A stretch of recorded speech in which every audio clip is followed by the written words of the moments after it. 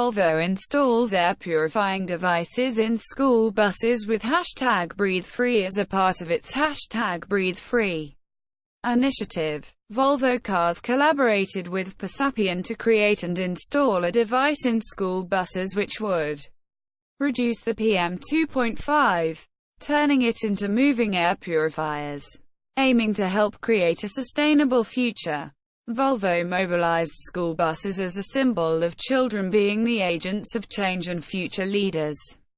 Upcoming Tata Altroz awarded 5 stars in Global NCAP Adult Safety Rating. Tata Altroz has received a 5-star adult safety rating from Global NCAP, a global car assessment program, cementing its position as the safest India-made hatchback.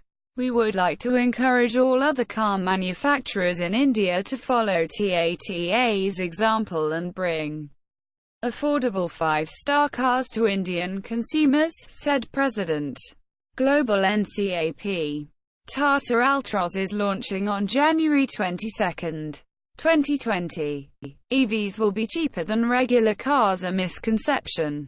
Maruti Suzuki Maruti Suzuki India's Executive Director Shashank Srivastava at a recent event by The Economic Times said, "It is a misconception that electric vehicles will come at a lower cost."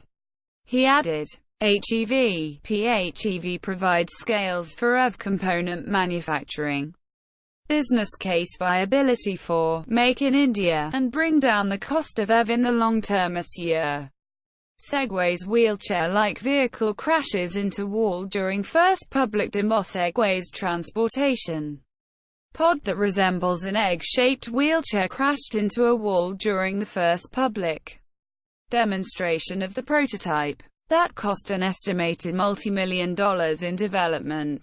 The journalist at Say, who accidentally accelerated the S-pod, did not suffer any injuries in the incident.